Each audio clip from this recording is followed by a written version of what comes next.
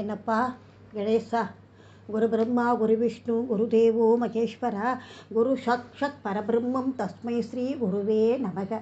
ஸ்ருதி ஸ்மிருதி புராணானாம் ஆலயம் கருணாலயம், நமாமி பகவத்பாத சங்கரம் லோகசங்கரம். திக்கற்றவர்களுக்கு தெய்வமே துணை. பார்க்கலாம் என்னென்னு. அப்பா, இந்த வருஷம் மே மாதம் யூரோப் போகலாம்னு இருக்கேன். நீயும் அம்மாவும் வரையா? சிங்கப்பூரில் இருக்கிற புள்ள கேட்டான். எனக்கு மே மாதம் ஆடிட்டிங் இருக்குது, அம்மாவை கூட்டிகிட்டு போ.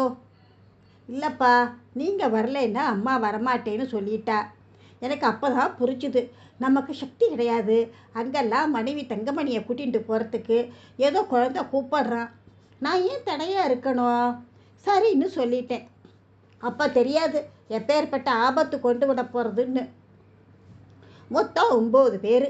மே மாதம் 20ஆம் தேதி சென்னையிலேருந்து துபாய் போய் அங்கேருந்து புள்ள மாட்டு பொண்ணும் பேரம் அவளெல்லாம் சேர்ந்துட்டு வியன்னா போகணும். அப்புறமா புள்ள ஏற்பாடெல்லாம் சரியாக பண்ணியிருக்கான். வியன்னாவில் மற்ற 3 பேரும் சேர்ந்துப்பா. அதே மாதிரி நடந்தது. பயணம் நல்லபடியாக இருந்தது. ஒரு இடத்துல கூட ஹோட்டல் சாப்பாடு கிடையாது, எல்லாம் ரைஸ் குக்கர் தான். சரி, இப்போ கதைக்கு வருவோம். எல்லாரோட பாஸ்போர்ட்டு, விசா, யூரோ, டாலர் எல்லாத்தையும் குடும்பத் தலைவங்கிற முறையில் நான் தான் வச்சுட்டு இருந்தேன். எனக்கு அதி புத்திசாலின்னு ஒரு பேர் வாங்கி வச்சுன்னுட்டேன் எல்லாத்தையும். சுவிட்சர்லாந்து போயாச்சு.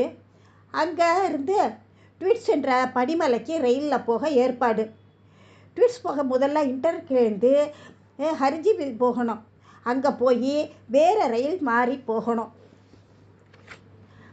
அங்கேருந்து பீச் மூலமாக பனிமலை போகணும். 9 பேரும் ரயிலில் ஏறிட்டோம். மொத்த ரயிலில் நாங்கள் 9 பேர் மட்டும்தான்.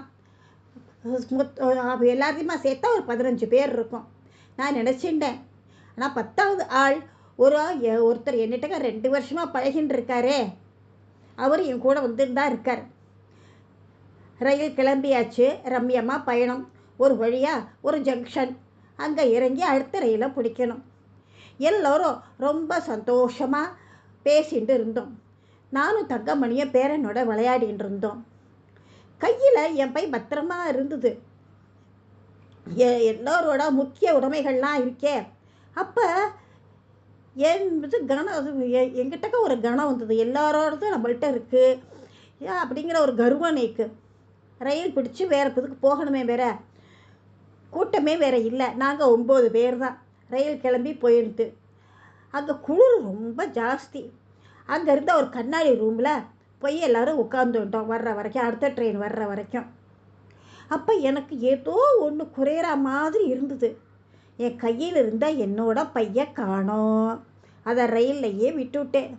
அதில் இருந்து பாஸ்போர்ட்டு, விசா, யூரோப்பியன் டாலர். மெதுவாக பிள்ளைகிட்ட போய் சொன்னேன். எனக்கு கண் இருட்டிண்டு வந்தது, தலை சுற்றுறது. ஸ்டேஷன் மாஸ்டர் போய் சொல்லலான்னாக்கா அங்கே ஒருத்தரும் கிடையாது, யாருமே இல்லை அங்கே. எனக்கு ரத்தமே உறைஞ்சி மயக்கமே வந்துடுத்து.